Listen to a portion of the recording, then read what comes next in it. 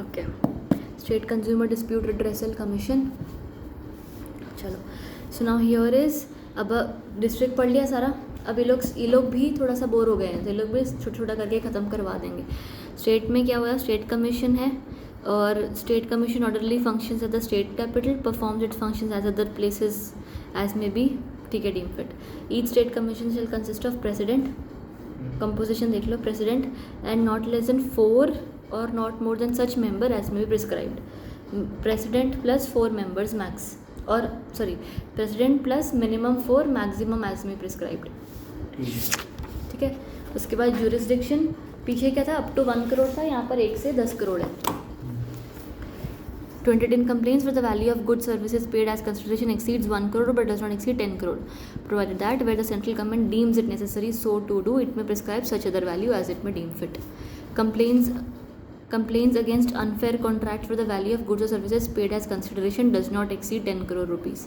Unfair contract होएगा ना, तो वो यहाँ पर जा सकता है अगर 1 करोड़ से नीचे भी हुआ. तो पीछे हमने क्या देखा था कि कंप्लेंट आप करोगे जो बिलो 1 करोड़ होती है वो डिस्ट्रिक्ट के पास जाती है. यहाँ पर फर्स्ट लाइन में क्या लिखा है, complaints value 1 crore exceed 1 crore does not exceed 10 crore, यानी कि 1 से 10, 1 से नीचे वाली डिस्ट्रिक्ट, 1 से 10 यहाँ पर सेकेंड पॉइंट में बोला कि अगर कोई अनफेयर कॉन्ट्रैक्ट हुआ है आपके पास, ठीक है, तो सिर्फ 10 से नीचे, मतलब 1 से नीचे भी तो इंक्लूड हो गया ना उसके अंदर. 10 करोड़ तक बोल दिया ना, तो 1 के नीचे भी आ गया. तो गुड्स में प्रॉब्लम है तो 1 से ज़्यादा 10 से कम, कॉन्ट्रैक्ट में प्रॉब्लम है पूरे तो 10 से कम. ठीक है. Next, appeals against the orders of an district commission within the state. सही, अपील भी कर सकता ना, बस ये. Now next, to call for the records and pass appropriate orders in any consumer dispute which is pending before और has been decided by the district commission. खुद state commission initiative ले सकती है कि वो अगर डिस्ट्रिक्ट कमीशन ने कोई केस डिसाइड कर दिया है या उनके पास चल रहा है या जो भी ऑर्डर पास किया है, वो उस ऑर्डर को बुलवा सकती है अपनी मर्जी से बिना अपील के कि भी हमें लगता है यहाँ पे कोई पंगा हुआ है. ठीक है. तो it may call for records of dispute, consumer dispute which is pending और हैज़ बिन डिसाइडेड. ठीक है. पेंडिंग या डिसाइडेड है by the district commission where it appears the state commission that such district commission has exercise jurisdiction not vested in it. उसको लगता है कि उसने अपने जुरिस्डिक्शन के बाहर काम कर दिया या फेल टू एक्सरसाइज जुरिस्डिक्शन कर दिया, ऐसा कुछ आया समझ, क्लैरिटी. नेक्स्ट पैराग्राफ बोलते हैं अनफेयर कॉन्ट्रैक्ट मतलब contract between manufacturer, trader, service provider and consumer on the other hand having such terms significant, जो आपके राइट्स को हैम्पर कर रहा है बस. ठीक है. ये पॉइंट्स रीड कर लेना एक बार, मतलब ये कॉन्ट्रैक्ट में होएंगे. बाकी तुम्हें अनफेयर कॉन्ट्रैक्ट का डेफिनेशन आने का कम चांस है. अनफेयर कॉन्ट्रैक्ट वो होता है जो दोनों के बीच में सिग्निफिकेंटली हार्म करता है बस. ठीक है. नेक्स्ट है जुरिस्डिक्शन. अभी कौन सुनेगा. The jurisdiction powers and authority of the state commission may be exercised by benches. Bench यानी कि 2 जज के बेंचेस होते हैं ना. 3 जजेस. हाँ, शाबाश. तो thereof and a bench may be constituted by the president with 1 or more members as the president may deem fit. 1 or मोर भी चलेंगे, तो president plus 1 or more member. It में be noted that senior most member shell preside over the bench. ठीक है. President तो होएगा, साथ में मेंबर्स होंगे, और जो मेंबर होएगा ना वो उस बेंच का हेड होएगा, जो सबसे सीनियर मोस्ट मेंबर होएगा. प्रेसिडेंट को नहीं हमने बोला, मतलब मेंबर में से कोई एक हेड होएगा. हाँ, प्रेसिडेंट हेड नहीं होगा. प्रेसिडेंट तो और भी जगह पे काम करेगा ना, सब बेंचेस में ध्यान देता है वो. तो हमने बोला जो सीनियर मोस्ट मेंबर होगा वो हेड होएगा. ठीक है. अगला, बाकी ये लोग वोट करेंगे और एक्सेट्रा. वही दिया हुआ ना कि अगर मान लो डिफरेंस ऑफ मेजॉरिटी, वो डिफरेंस हुआ उनके ओपिनियन में या प्रॉब्लम है कुछ, तो फिर क्या होएगा. इन दैट केस उन्होंने क्या बोला है, where the members of a bench differ in any opinion any point, the point shall be decided according to the opinion of the majority. If there is a majority or if there is a majority, but if the members are equally divided, 4 member है, 2 हाँ बोल रहे 2 ना बोल रहे, तो they shall state the point or points on which they differ, make a reference to the president who shall either hear the points or him or points himself, refer the case etc. और eventually वो decide करेगा ना. Third last line में shall be decided according to the opinion of the majority of the members who have heard the case including those who first heard it. President or the other members as the case may be shall give opinion within 1 month. ठीक है, पढ़ लेना इसको. Eventually opinion देंगे और फिर तुम्हारा case decide हो जाएगा. ठीक है, इतना ज़्यादा चिंता की बात है. नेक्स्ट आ जाओ. A complaint shall be instituted in a a complaint shall be instituted in a state commission within the limits of whose jurisdiction, ये जुरिस्डिक्शन दिया हुआ है, कहाँ कहाँ पर, अपोजिट सेम दिया हुआ है, opposite party resides, any of opposite party resides, cause of action complainant resides, ठीक है, वही चार सेम जुरिस्डिक्शन। हाँ, रिव्यू का भी सेम पॉइंट दिया हुआ है कि रिव्यू कर सकते हैं वो लोग अपने आप अपने ओन मोशन पर, और अपील करोगे तुम, अगर कोई क्वेश्चन ऑफ लॉ रिसाइड करता है तो तुम अपील कर सकते हो किसको, नेशनल कमीशन को, within a period of 30 days, written in the third line. मॉड्यू, ठीक है, तो they can appeal within 30 days। National commission entertain नहीं करेगी 30 days के बाद, अनलेस इट इज़ सेटिस्फाइड कि हाँ चल कोई ज़रूरी था काम, ठीक है, तो they may entertain after 30 days as well. उसके अलावा पीछे भी था 50% अमाउंट डिपॉजिट करो, यहाँ पर भी है, फर्स्ट पैराग्राफ में लिखा हुआ है, first paragraph last line, unless the appellate has deposited 50%। Sorry, third paragraph mark करो, एक मिनट, ये 50% कौन किस चीज़ की अमाउंट का था? जो उसने ऑर्डर किया होगा ना कि तेरी गलती है, तू गुनहगार साबित हो गया, तेरे को बोला कंपनसेशन दे 1 crore का, तेरे को पहले 50,000 रुपये डिपॉजिट करने पड़ेंगे विद द स्टेट कमीशन।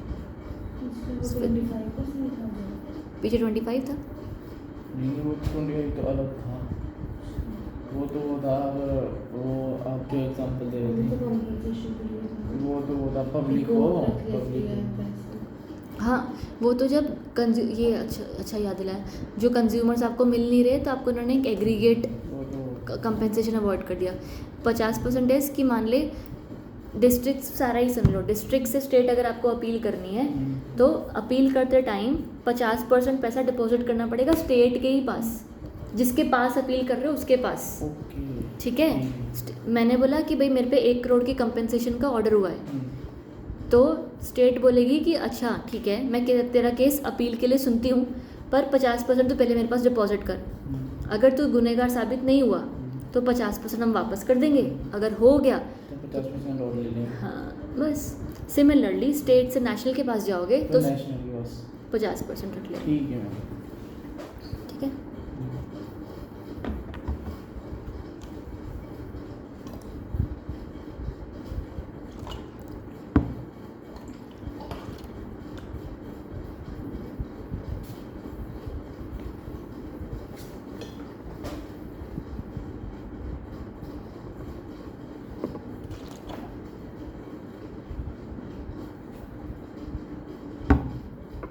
बस यहाँ तक, चलो नेक्स्ट। अच्छा ठीक है, बाकी लास्ट पैराग्राफ तो वही बोलता है कि नेशनल कमीशन के पास जाने के लिए there should exist a substantial question of law. ये तो हमने पहले भी सुना ना, सुप्रीम कोर्ट पे जाना है तो फैक्ट्स ऑफ केस पे वो लोग अपील नहीं सुनते, क्वेश्चन ऑफ लॉ होना चाहिए, तो हम नेशनल कमीशन में जाते हैं, बस चलेगा इतना। नेक्स्ट आओ, next page. Hearing of appeal by state commission और national commission. According to this, an appeal filed before the state commission or national commission, as the case may be shall be heard as expeditiously as possible। Appeal अगर गई है उनके पास तो 90 दिन के अंदर अंदर रफा दफा हो जाना चाहिए केस, वही लिखा है। अगर नेशनल कमीशन पे गई है, नेशनल या स्टेट, अपील 90 days, अपील नहीं, नॉर्मल वाला डिस्ट्रिक्ट में था वो 3 महीना या 5 महीना था। हाँ, वो विदाउट लेबोरेटरी 3 महीने और विद लेबोरेटरी सैंपल 5 महीने। शाबाश, थी लिख के याद रहता है, वाह। तो an appeal filed before the state commission or national commission as the case may be shall be heard as expeditiously as possible and every endeavor shall be made कि 90 days के अंदर अंदर तुम्हारा केस ख़त्म हो जाए। adjournment ऑर्डिनरली नहीं दी जाएगी, अगर देनी पड़ी तो वो रीज़न दिखाएंगे क्यों दी। adjournment पता है ना, पोस्टपोन जो करते हैं हम। स्टेट कमीशन और national commission as the case may be make such order as the cost occasion by the adjournment as may be specified, ठीक है। In the event of an appeal being disposed of after the period so specified, state commission or national commission as the case may be shall record in writing reasons for the same and time of disposing of the appeal। मतलब 90 दिन से ज़्यादा time लग गया अगर, तो वो reason बताएंगे कि क्यों हमें लग गया, ठीक है। National commission dispute redressal commission, again composition mark करो, प्रेसिडेंट 4 या उससे ज़्यादा मेंबर, जुरिस्डिक्शन मार्क करो, फटाफट अभी एकदम स्पीड में। जुरिस्डिक्शन मार्क करो 10 करोड़ से ऊपर, कंप्लेंट्स 10 करोड़ से ऊपर या अनफेयर कॉन्ट्रैक्ट तो भी वही 10 करोड़ से ऊपर। इसमें भी गुड्स और सर्विसेज का अलग अलग है। नहीं 10 करोड़ तक तो पीछे सुन ही लिया था ना। हाँ, नहीं जैसे पिछले में गुड्स और सर्विस का अलग था ना, 1 से 10 करोड़ और हाँ, पर स्टेट कमीशन का अगर तो ध्यान से पढ़े तो उन्होंने क्या बोल दिया कि 1 से 10 और फिर 10 तक। 10 तक तो स्टेट वाले सुन ही लिए, तो 10 से अबव ये लोग सुन लेंगे, जो भी हो भले गुड्स वाला हो या अनफेयर कॉन्ट्रैक्ट हो, ठीक है, तो ये लोग सुन लेंगे। उसके बाद अपील भी सुनते हैं, और appeal against central authority. Central authority एक अथॉरिटी है, याद है, प्रिवेंटिव अथॉरिटी है ना, जो एडमिनिस्ट्रेटिव पावर होती है उनके पास। पीछे हमने 3 लोग पढ़े थे, काउंसिल, अथॉरिटी और commission. Council advisory, authority preventive, जो एडमिनिस्ट्रेटिव। तू ही कल समझा रहा था कि एग्जीक्यूटिव टाइप की बॉडी हो गई। और तो अथॉरिटी ने कोई डिसीजन पास किया, सेंट्रल अथॉरिटी ने कोई डिसीजन पास किया, उसके खिलाफ भी ये लोग केस सुन सकते हैं, अपील सुन सकते हैं। To call for records of a pending before, वही अगर उनको लगता है कि स्टेट कमीशन ने अपने जुरिस्डिक्शन के आगे कुछ काम किया है तो national commission can hear that. बाकी मेंबर्स होंगे वही bench, majority decision making same है, ठीक है। स्टेट कमीशन जैसा एग्जैक्ट सेम है, पढ़ना ना एक भी पढ़ोगे तो तुम्हें समझ में आ जाएगा। प्रोसीजर एप्लीकेशन वही है, डिस्पोजल होएगा, सिमिलर पॉइंट्स। रिव्यू करेंगे, power to set aside ex parte orders. चलो फटाफट। Procedure, review, same points, power to settle ex party order. अगर कोई ऑर्डर पास किया गया by the national commission ex parte, aggrieved party application कर सकती है कमीशन को कि भाई एक्स पार्टे था, माफ़ कर दो, हम आ नहीं पाए, हमारा केस सुन लो। एक्स पार्टे ऑर्डर, ठीक है। Procedure for service of notice, इसको रीड मार्क कर लो सिर्फ। इसमें प्रॉपर वो दिया है कैसे जा सकता है। कोरियर कर दो, रजिस्टर्ड पोस्ट कर दो, नॉर्मल पोस्ट मत करना, स्पीड पोस्ट कर दो। बंदे को भेज रहे हो तो एड्रेस पे भेजो, बंदा नहीं मिला तो दरवाजे पे चिपका दो। ऑफ फैक्ट्री बिजनेस प्लेस पे भेज रहे हो तो जो भी रिसिपिएंट होएगा वहाँ पर रिसेप्शन पर उसको दे दो। एड्रेस करो स्पेसिफिकली किस बंदे को जाना चाहिए, मतलब वो सब लिखा हुआ है, ठीक है। ये तो सारे उसमें कमीशन नहीं होता है। फिर experts to assist, national commission और स्टेट कमीशन एक्सपर्ट्स आ सकते हैं ना। अभी मान लो कोई मेडिसिन का ट्रायल चल रहा है या कोई ऐसे गुड्स का ट्रायल चल रहा है जिसके नॉर्मल नहीं पता, तो court can appoint an expert to give their opinion on the matter, ठीक है। फिर appeal against the order of national commission. अब यहाँ ये कहाँ जाओगे, नेशनल कमीशन तो सबसे ऊपर, इसके ऊपर अगर अपील करनी है तो जाओगे supreme court with in a period of 30 days।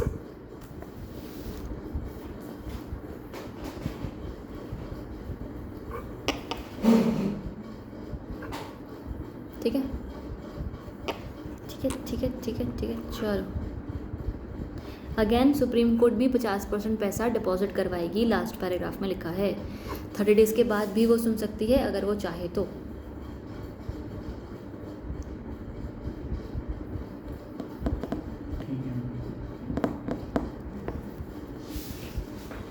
Done, बढ़िया। नेक्स्ट पेज आ जाओ। Any consumer is aggrieved by the order of commission can prefer an appeal. वो अपील का उन्होंने वापस से इकट्ठा करके लिखा है। Order against the order of district commission before state commission, 30 लिखा है, कट करके 45 करो, गलत लिखा है। डिस्ट्रिक्ट के अगेंस्ट अपील जाएगी स्टेट कमीशन को तो 45 days में जाएगी। पीछे देख ले, देख ले ना, मेरे को भी पक्का हो जाएगा, मैंने भी 45 किया हुआ है। मुझे भरोसा नहीं है खुद पे, देख अभी। हाँ हाँ कसम से बता रही हूँ, होना चाहिए 45। आज कराया है ना डिस्ट्रिक्ट टू स्टेट में, आज ही कराया ना डिस्ट्रिक्ट टू स्टेट। आज ही कराया है।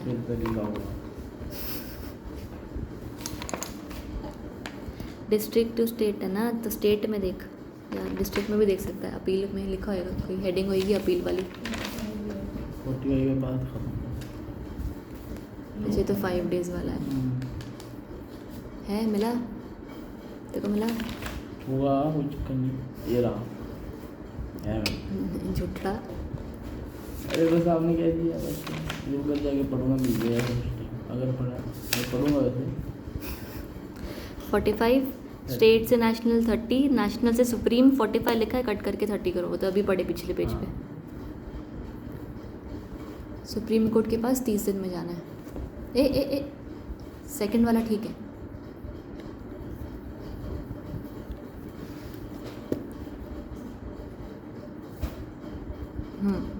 उसके बाद finality of order, district commission state commission जो भी ऑर्डर्स होंगे वो फाइनल होंगे, बाइंडिंग होंगे, अपील विल नॉट लाई।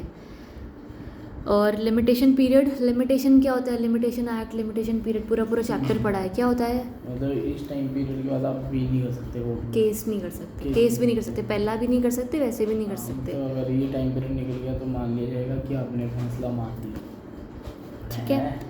ये तो बढ़िया। तो 2 इयर्स का टाइम है, लिमिटेशन पीरियड वहाँ पे लिख लो।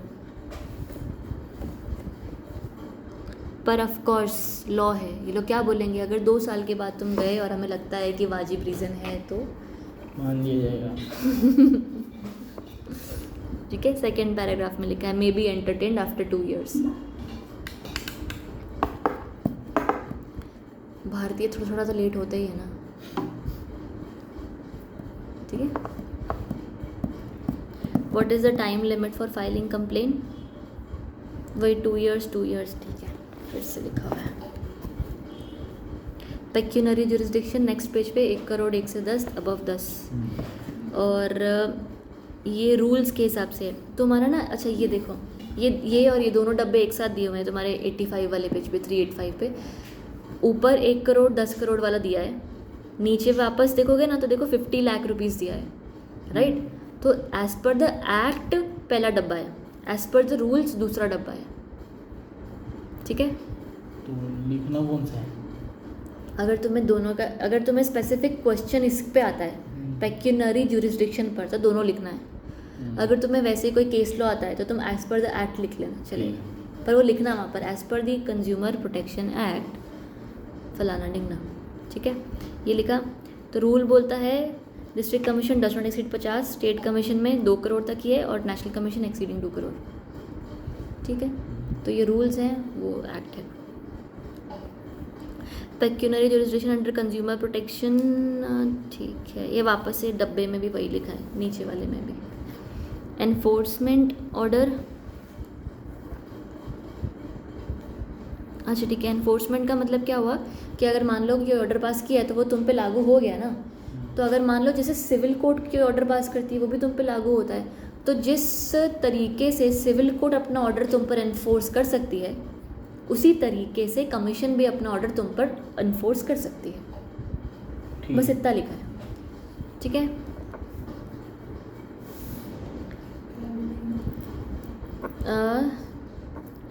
Commission can enforce orders passed by it in the same manner as a civil court। नीचे वाले में लिखा है ना, ये नीचे पैराग्राफ में है वो, ये जो सीडी बनी हुई है वो तो ऊपर ही वाले ये सेम। अब मैं भूल गई मैंने बोला क्या था। आपने बोला था commission can enforce its orders enforce order passed by it as such the civil court in the same way as a civil court।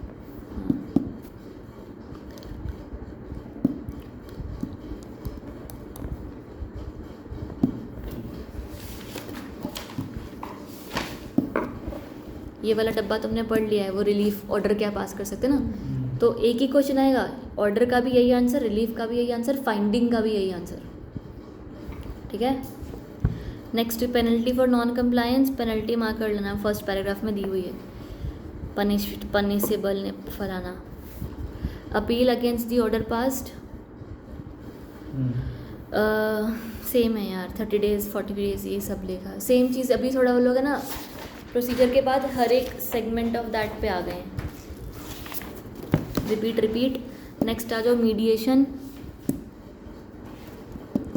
चलो कम ऑन, हो सकता है हो जाएगा। 387 पे तो आ गए, 12-13 पेज रहेंगे। Mediation Section 74 empowers the state government to establish a consumer mediation cell to be attached to each of the district commission and the state commission of that state। वो mediation cell वो refer करते हैं ना case, तो वो लोग बोलते हैं कि हम अपना ही में एक mediation cell बना देते हैं जहाँ पर हम तुम्हें रेफ़र कर दिया करेंगे कि भाई यहीं चले जाओ, राइट। मीडिएशन सेल इसने बनाया, सेंट्रल कमीशन ने। सेंट्रल कमीशन ने बनाया? आप कह रहे हैं हम अपना ही बना देते हैं मीडिएशन सेल। नहीं, सबका है ना, attach to each district commission and state commission of अच्छा, दैट एक स्टेट। सिंपल मीडिएशन सेल बना हुआ है। सेल में एक मीडिएटर होगा या 2 मीडिएटर ठीक होंगे, है ना। ठीक है। Further the central government is empowered to establish a consumer mediation cell to be attach to the national commission. Central commission wrong word है ना, तो सेंट्रल गवर्नमेंट एक मीडिएशन सेल बना सकता है for the national commission as well. State commission district commission अपना अपना mediation cell अपने आप बना लेंगे। नेशनल कमीशन के लिए सॉरी हाँ। नेशनल कमीशन के लिए सेंट्रल गवर्नमेंट बनाएगी, ठीक है। Consumer mediation shall consist of such person as may be prescribed. Every consumer mediation cell shall be maintain a list of paneled mediator। कौन कौन mediator वहाँ पे अपॉइंट हुआ है, क्या क्या केस उसने सुने हैं, प्रोसीडिंग्स की recording and any other information. ठीक है, ईजी है। चलो next, duty of mediator to disclose certain facts. It shall be the duty of the mediator to disclose a personal, professional or financial interest in the outcome.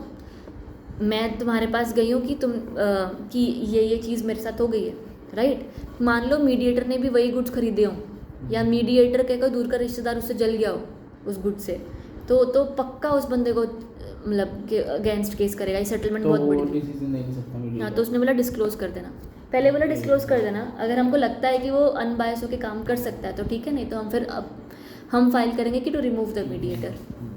ठीक है, तो वो अपना personal, professional, financial interest का जो भी है वो बताएगा। Circumstances which may give rise to justifiable doubt on his independence and other factors as may be specified. Replacement of mediator in certain cases, commission replace करेगी। वहाँ पे लिख दो बाय द कमीशन। आप मीडिएटर का रिप्लेसमेंट कमीशन पे बोलोगे, commission replace कर देगी। ठीक है। प्रोसीजर फॉर मीडिएशन यार इतना। Second paragraph second line, the mediator nominated by commission shall have regard to the rights and obligations of the parties, usage of trade if any. उसको मतलब हर चीज़ को रिगार्ड, मतलब इट शैल हैव, हर चीज़ का ध्यान रखेगी वो, पूरे facts of the case matters को ध्यान में रख के अपना डिसीजन देगी ना। सेटलमेंट करवाना है, मीडिएटर सेटलमेंट करवाता है, ऑर्डर पास नहीं करता, तो हर चीज़ का ध्यान रखेगी। If any the circumstances giving rise to the consumer disputes and other relevant factors as he may deem necessary and shall be guided by the principles of natural justice. Mediator so nominated shall conduct mediation in the same time and the same manner as may be specified. ठीक है, next settlement हो जाएगी। Second paragraph third paragraph just mark it and come ahead. Recording settlement and passing order, mediation ने order pass कर दिया, commission को बताएंगे, commission उस सेटलमेंट को एज एन ऑर्डर सबको दे देगी, क्योंकि वो तो सेटलमेंट था। कल को ये लोग मुकर गए तो पंगा हो जाएगा, तो मीडिएटर का सेटलमेंट कमीशन के पास जाएगा, कमीशन उसको ऑर्डर की तरह बोल देगी। वही लिखा है, according to this the district commission और द स्टेट कमीशन और the national commission as the case may be shall within 7 days, 7 दिन मार्क करो, within 7 days of the receipt of the settlement report pass suitable order recording such settlement of dispute and dispose the matter accordingly। मतलब 7 दिन के अंदर अंदर commission को बताना है क्या? नहीं, सेटलमेंट के बाद कमीशन को बताना है, कमीशन 7 दिन के अंदर अंदर उस सेटलमेंट का ऑर्डर पास कर देगी। ठीक है, सही। सिर्फ फर्स्ट पैराग्राफ में ये चीज़ लिखी हुई है, बाकी चलेगा, रहने देना। बाकी वो लाइबिलिटी रिकॉर्ड ये वो लिखा है, रैंडम चीज़ें हैं।